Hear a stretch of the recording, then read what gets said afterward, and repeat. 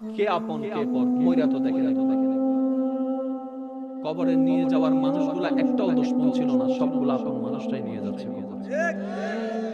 আমি চিৎকার দিয়ে আওয়াজ দিয়ে বললাম, ভাই তোরা তো জানিস আমি কবরে থাকতে পারি না, তোরা তো জানিস আমি অন্ধকারে শুইতে পারি না, তারপরও আমার জন্য কবরটা খুলে দিলি। খাটের নিচে যখন চোখ দিয়ে তাকালাম, ইমানদার ভাই মনের কান দিয়ে শুনুন, খাটের নিচ দিয়ে যখন চোখ দিয়ে তাকালাম, মনে মনে ভাবলাম হয়তো শত্রুরাই কবরের দিকে নিয়ে যাচ্ছে। যখন নিচে তাকাই দেখলাম চোখ কপালে উঠে গেল, একজনও আমার দুশমন নাই, সব আমার আপনগুলাই আমাকে খাটের মধ্যে নিয়ে কবরের দিকে নিয়ে যাচ্ছে। কে আপন, কে আপন? প্রশ্ন করতে থাকুন নিজেকে, কে আপন, কে আপন? উত্তর আপনি পাবেন না, উত্তর আপনি পাবেন না। এবার কবরের মধ্যে চলে গেল। গভীর মনোযোগ, প্রস্তুত আছেন তো? প্রস্তুত আছেন তো? ইনশাআল্লাহ প্রস্তুত আছেন তো? ইনশাআল্লাহ। লাশটা কবরে রেখে দিল, উপরে আস্তে আস্তে চাটাই দিচ্ছে। ওই বাঁশের ফাঁকে ফাঁকে কিছুটা আলো ঢুকছে। বাবার লাশটা সন্তানে রাখছে, সন্তানের লাশটা বাবা রাখছে। এই লাশটা নিজের হাতে রাখা মানে প্রমাণ করে দিচ্ছে আজকে থেকে তুমি আলাদা, আমি আলাদা। নিজের হাতে রাখা মানে সব কথা মুখে বলতে হয় না। আমি ওকে বললাম যে চলে যাও, এটা একটা কথা। আমি যদি মুখে কিছু না বলি, ধাক্কা দেওয়া মানে কি? কথা বলেন না ভাই, আমি তো মুখে কিছু বলি নাই, ধাক্কা না দিছি, এটার মানে কি? চলে যাওয়া। ও আল্লাহর বান্দা, বাবা আল্লাহ যখন সন্তান রাখে নিজের হাতে, ওই হাতে রাখাই প্রমাণ করে দেয় আজকে থেকে তোমার সাথে আমার কোনো সম্পর্ক নাই, আজকে থেকে কোনো সম্পর্ক নাই, তুমি আলাদা, আমি আলাদা। স্ত্রীকে স্বামী রাখার পরে বলে যে তুমি আলাদা, আমি আলাদা। মাকে সন্তান রাখার পরে বলে যে তুমি আলাদা, আমি আলাদা। এবার আপনি কবরের জগতে যাওয়ার পরে দেখতে পেলেন আস্তে আস্তে হালকা হালকা আলো বাঁশের ফাঁক দিয়ে ঢুকতেছে কবরের ভিতরে। কিছুক্ষণ পরে অনুভব করলেন কি যেন উপর থেকে ফেলা হচ্ছে। আপনি বুঝতে পেরেছেন মাটি ফেলা হচ্ছে, মাটি ফেলা হচ্ছে, মাটি ফেলা হচ্ছে, মাটি ফেলা হচ্ছে। যতই মাটি ভরপুর হচ্ছে ততই হালকা হালকা আলোগুলা অন্ধকারে রূপ নিচ্ছে। একটু পরে অনুভব করলেন সমস্ত অন্ধকার কবর আপনার জন্য অন্ধকার হয়ে গেল। এবার আপনি ভাবতে লাগলেন যে কবরের কথা সারা জীবন শুনেছি কান দিয়ে, যে কবরকে আমি উপর থেকে দেখেছি, ভিতরে দেখার সুযোগ হয় নাই, আজকে আমার সেই চিরবাস্তব সামনে চলে আসলো। কবর আমার সামনে হয়ে গেল, উপরে আমার মাটি দেওয়া শুরু হয়ে গেল। এবার একটু পরে অনুভব করতে লাগলেন মাটি দেওয়ার পরে এক একজন বান্দারা লাঠি নিয়ে মাটিগুলোকে চাপাচ্ছে, পানি দিয়ে দিয়ে চাপাচ্ছে। জিজ্ঞেস করলাম ভাই পানি দেশ কেন? কয় এমন ভাবে গায়রা দিচ্ছে যেন জিন্দা হলো আর উঠতে না পারো, জিন্দা হলো যেন আর উঠতে না পারো, জিন্দা হলো যেন আর উঠতে না পারো, জিন্দা হলো যেন আর উঠতে না পারো। যে ব্যক্তি দুনিয়াতে থাকা অবস্থায় সবার জন্য ভেবেছে, সবার জন্য চিন্তা করেছে, সে এবার কবরের মধ্যে ভাবতে লাগলো হাই হাই আমার তো কেউ নাই, আমার তো কেউ নাই, আমার তো কেউ নাই, আমার তো কেউ নাই, আমার তো কেউ নাই, আমি তো একা হয়ে গেলাম, আমি তো একা হয়ে গেলাম। আমার বাবা নাই, আমার সন্তান নাই, আমার স্ত্রী নাই, আমার পুত্র নাই, আমার স্বামী নাই, আমার বন্ধু নাই, আমার বন্ধু নাই, সবাই আমাকে একা করে দিল, আমি তো একা হয়ে গেলাম। হঠাৎ মন উত্তর দিয়ে বলে ওরে বান্দা এখনো তুই একা হস নাই, সবাই তোর সম্পর্ক ছেড়ে দিল, এখনো দুইটা সম্পর্ক বাকি আছে। অবাক হয়ে প্রশ্ন করলাম কি সম্পর্ক? এবার মন উত্তর দেয় বান্দা হিসেবে আল্লাহর সাথে সম্পর্ক, উম্মত হিসেবে নবীর সাথে সম্পর্ক। সুবহানাল্লাহ। স্কুল কলেজ ভার্সিটি মাদ্রাসার ভাই যারা আছেন আপনারা বিশেষ মনোযোগ। এটা কি? কোরআন, আল কোরআন এখান থেকে আসছে না উপর থেকে? কি পাইছেন জানেননি? কয় কোরআন। এতটুকুই? না না না না,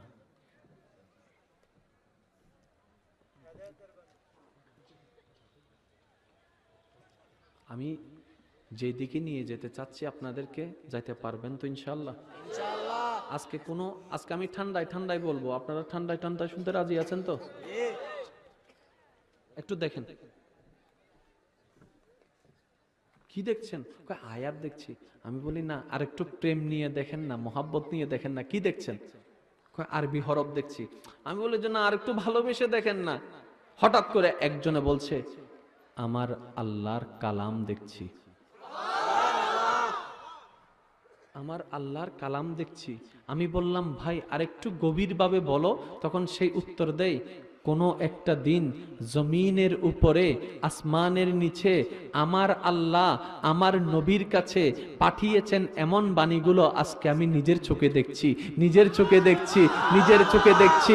এই বাণীগুলা হচ্ছে সেই বাণী একদিন সাহাবায়ে কেরাম নবীজির পাক জবান দিয়ে যে আওয়াজগুলা শুনেছিল, আজকে আমি সেগুলা নিজের চোখে দেখছি, নিজের চোখে দেখছি, নিজের চোখে দেখছি, নিজের চোখে দেখছি, নিজের চোখে দেখছি, নিজের চোখে দেখছি।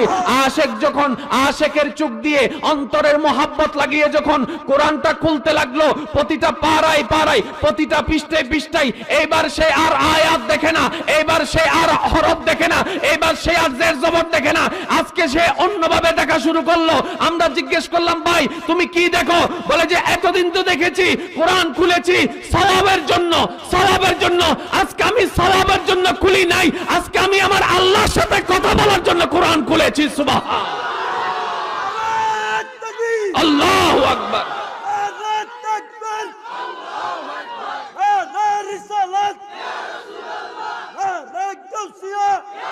উচ্চ আওয়াজে একবার বলেন মারহাবা, আরো জোরে বলেন মারহাবা। আমার যুবক ভাইরা আমাকে আওয়াজ দিয়ে বলবেন, আমার কথাই একমত হলে আওয়াজ দিবেন, আমার কথা শোনার চেষ্টা করবেন, বুঝার চেষ্টা করবেন। আমার ভাইয়ের একটু আমাকে বলুন, বিজ্ঞান বই যত দামি তার গুরুত্বটাও বুঝতে হবে, তো তোই না দাম বুঝবেন। কয় না কা এই মোবাইলটা কেনার পরে ছোট বাচ্চার হাতে দিবেন কা?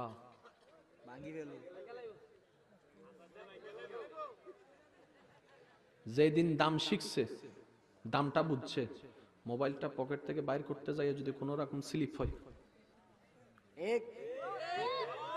কয় কি তারে ৮০,০০০ টাকা। ৮০,০০০ টাকার দামটা যে বুঝেছে সে সেভ করেছে। যে দামের মূল্য বুঝে নাই সে সেভ করে নাই। যে মায়ের মূল্য বুঝে নাই সে মায়ের মর্যাদা দিতে জানে নাই। যে বাবার মর্যাদা বুঝে নাই সে বাবার খেদমত করতে জানে নাই। যে শিক্ষকের দাম বুঝে নাই সে শিক্ষককে সম্মান দিতে বুঝে নাই। ঠিক তেমনি ভাবে যে কোরআন পেয়েছে, কোরআনের মর্যাদা বুঝে নাই, সে কোরআনের মর্যাদাও দিতে জানে। আমরা যত ইসলামের কাছে যাব তত আমরা শান্তির কাছে আনবো। আমরা যত ইসলাম থেকে দূরে যাচ্ছি শান্তি থেকে তত আমরা বলেন না রে ভাই, যত আমরা ইসলাম থেকে দূরে যাচ্ছি আমরা শান্তি থেকে দূরে যাচ্ছি। এখন আপনারা এইটাই বুঝবেন, এই কোরআন এসেছে শান্তি প্রতিষ্ঠা করার জন্য নাকি ঝগড়া লাগানোর জন্য? আজকে ওয়াইস চলবে 50-50, 50-50, আমি 50 আপনারা 50। কদুনো নমাতি থেকে দাঁড়া কথা কইতেন না, সামনের গুলো আছে তো আমগো পক্ষ থেকে আওয়াজ করার লাগে সালাক আছে। 50-50 চলবে তো ইনশাআল্লাহ? আমি 50 আপনারা 50, ঠিক আছে নি ভাই? হ্যাঁ ইমানদার ভাইরা, কোরআন এসেছে ঝগড়া লাগানোর জন্য নাকি ঝগড়া বন্ধ করার জন্য? কোরআন এসেছে শান্তি প্রতিষ্ঠা করার জন্য নাকি অশান্তি করার জন্য? এখন বলুন, কোরআন আছে না নাই? তারপরেও ঝগড়া, আরো জোরে, কোরআন আছে না নাই? তারপরে অশান্তি। বড় অবাক্যর বিষয়, কোরআন নিয়েও ঝগড়া। এখন আপনি ঠান্ডা মাথায় চিন্তা করে দেখুন তো, বেজাল কোরআনে? আরো জোরে কর না। তো বেজালটা লাগলো কোথায়? তখন এই এলাকার একজন যুবক ভাই বলবে, বেজাল কোরআনে নয়, বেজাল পারায় নয়, বেজাল আয়াতে নয়, বেজাল সূরার মধ্যে নয়, বেজাল আমাদের মনের মধ্যে, বেজাল আমাদের চিন্তার মধ্যে, বেজাল আমাদের ধারণার মধ্যে, বেজাল আমাদের বলার মধ্যে। কোরআনকে শুধরানোর দরকার নাই, নিজেকে শুধরানোর দরকার। আরো জোরে বলেন না। সেজন্য মহাব্বত ছাড়া কখনো কোনো কাজে সফল হওয়া যাবে। সেজন্য আমি সকলের প্রতি একটা অনুরোধ জানাবো, আজকের মাহফিলটা যেন হয় শিক্ষার একটা মাহফিল। আজকের মাহফিলটা যাওয়ার পরে এখান থেকে যাওয়ার সময় যেন আমাদের মনটা এতটুকু প্রশান্তি হয় যে না, বান্দা হিসেবে কিছুক্ষণের জন্য হলো আল্লাহর প্রেমটা তো অনুভব করতে পেরেছিলাম। আচ্ছা আমার যুবক ভাইরা বলুন তো, আপনারা কি সফলতা চান নাকি ব্যর্থতা চান? দুনিয়াতে যে 10 তলা বিল্ডিং এর মালিক সে সফল, দুনিয়াতে 1 কোটি টাকার যে মালিক সে সফল, এটা আমাদের ধারণা। ঠিক আছে ভাই? আমরা তো সফলতা বলতে কি বুঝি? গোল্ডেন এ প্লাস পেয়েছে, সফল হয়েছে, 10 কোটি টাকা কামিয়েছে, সফল হয়েছে। বিদেশে যাওয়ার সময় বাঙ্গা ঘর ছিল, বিদেশে যাওয়ার পরে যখন 4 তলা বিল্ডিং বানিয়েছে, সফল হয়েছে। ব্যাংকে টাকা জমা রেখেছে, বাস সফল হয়েছে। এটাই আমাদের ধারণা, ঠিক? এখন একটু বোঝার চেষ্টা করুন তো, সফলতা যদি আপনারই হয়, বুক তো আপনারই করবেন। অর্জনটা যদি আপনার হয়, বুক তো আপনি না করবেন। আপনি মরার পরে আপনার গাড়িটা আপনার ফুতাইনে ব্যবহার করে কা? আপনি মরার পরে কেন আপনার ভাই ভাইদের মধ্যে জায়গা সম্পত্তির ভাগ নিয়ে ঝগড়া শুরু হয়ে যায়? আরো সহজ করে দিই, মনে করেন এখানে কোন একজন ভাই এই জায়গাটা কিনছে, এই জায়গাটা কিনছে, সে মরার পরে তার লাশটা কিন্তু এখানে দাফন করবে না, তার ছেলেরা করবে না। যে আমি বললাম তোর বাপে কিনছে জায়গা, পাগল হইছ নি? একটা কবর যদি এখানে দিয়ে দিই, 10 বছর পরে এখানে কি আর বিল্ডিং বানানো যাবো? 10 বছর পরে কি আর দোকান করান যাবো? 10 বছর পরে কি 20 তলা বিল্ডিং বানানো যাবো? 10 বছর পরে কি আমি এখানে পুকুর করতে পারাম? তাহলে দেখেন আপনার জায়গায় আপনাকে কবর দিচ্ছে না, আপনার আর আছে কি? ওরে আল্লাহর বান্দা, সজাগ হও। আমাদের জন্য, প্রত্যেকটি মানুষের জন্য আল্লাহ এবং নবী ছাড়া আর কেউ নাই, কেউ নাই, কেউ নাই, কেউ নাই, কেউ নাই, কেউ নাই। কে আপন কে পর মইরা তো দেখেন একবার। কবরে নিয়ে যাওয়ার মানুষগুলা একটাও দুশমন ছিল না, সবগুলা আপন মানুষটাই নিয়ে যাচ্ছে কবরে। আমি চিৎকার দিয়ে আওয়াজ দিয়ে বললাম, ভাই তোরা তো জানিস আমি কবরে থাকতে পারি না, তোরা তো জানিস আমি অন্ধকারে শুইতে পারি না, তারপরও আমার জন্য কবরটা খুলে দিলি। খাটের নিচে যখন চোখ দিয়ে তাকালাম, ইমানদার ভাই মনের কান দিয়ে শুনুন, খাটের নিচ দিয়ে যখন চোখ দিয়ে তাকালাম, মনে মনে ভাবলাম হয়তো শত্রুরাই কবরের দিকে নিয়ে যাচ্ছে। যখন নিচে তাকাই দেখলাম চোখ কপালে উঠে গেল, একজনও আমার দুশমন নাই, সব আমার আপনগুলাই আমাকে খাটের মধ্যে নিয়ে কবরের দিকে নিয়ে যাচ্ছে। কে আপন, কে আপন? প্রশ্ন করতে থাকুন নিজেকে, কে আপন, কে আপন? উত্তর আপনি পাবেন না, উত্তর আপনি পাবেন না। এবার কবরের মধ্যে চলে গেল। গভীর মনোযোগ, প্রস্তুত আছেন তো? প্রস্তুত আছেন তো? ইনশাআল্লাহ প্রস্তুত আছেন তো? ইনশাআল্লাহ। লাশটা কবরে রেখে দিল, উপরে আস্তে আস্তে চাটাই দিচ্ছে। ওই বাঁশের ফাঁকে ফাঁকে কিছুটা আলো ঢুকছে। বাবার লাশটা সন্তানে রাখছে, সন্তানের লাশটা বাবা রাখছে। এই লাশটা নিজের হাতে রাখা মানে প্রমাণ করে দিচ্ছে আজকে থেকে তুমি আলাদা, আমি আলাদা। নিজের হাতে রাখা মানে সব কথা মুখে বলতে হয় না। আমি ওকে বললাম যে চলে যাও, এটা একটা কথা। আমি যদি মুখে কিছু না বলি, ধাক্কা দেওয়া মানেও কি? কথা বলে না রে ভাই, আমি তো মুখে কিছু বলি নাই, ধাক্কা না দিছি, এটার মানেও কি? চলে যাওয়া। ও আল্লাহর বান্দা, বাবা আল্লাহ যখন সন্তান রাখে নিজের হাতে, ওই হাতে রাখাই প্রমাণ করে দেয় আজকে থেকে তোমার সাথে আমার কোনো সম্পর্ক নাই, আজকে থেকে কোনো সম্পর্ক নাই, তুমি আলাদা, আমি আলাদা। স্ত্রীকে স্বামী রাখার পরে বলে যে তুমি আলাদা, আমি আলাদা। মাকে সন্তান রাখার পরে বলে যে তুমি আলাদা, আমি আলাদা। এবার আপনি কবরের জগতে যাওয়ার পরে দেখতে পেলেন আস্তে আস্তে হালকা হালকা আলো বাঁশের ফাঁক দিয়ে ঢুকতেছে কবরের ভিতরে। কিছুক্ষণ পরে অনুভব করলেন কি যেন উপর থেকে ফেলা হচ্ছে। আপনি বুঝতে পেরেছেন মাটি ফেলা হচ্ছে, মাটি ফেলা হচ্ছে, মাটি ফেলা হচ্ছে, মাটি ফেলা হচ্ছে। যতই মাটি ভরপুর হচ্ছে ততই হালকা হালকা আলোগুলা অন্ধকারে রূপ নিচ্ছে। একটু পরে অনুভব করলেন সমস্ত অন্ধকার কবর আপনার জন্য অন্ধকার হয়ে গেল।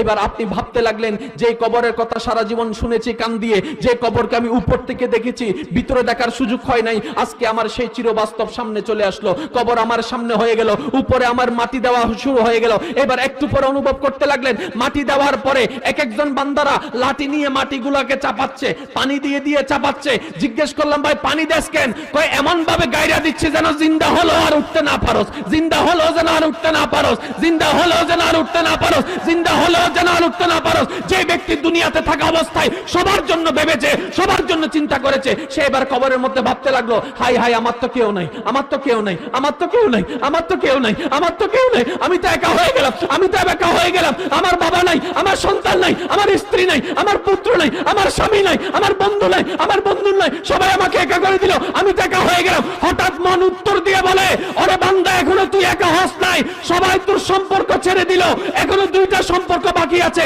অবাক হয়ে প্রশ্ন করলাম কি সম্পর্ক? এবার মান উত্তর দেয় বান্দা হিসেবে আল্লাহর সাথে সম্পর্ক, উম্মত হিসেবে নবীর সাথে সম্পর্ক। সুবহানাল্লাহ।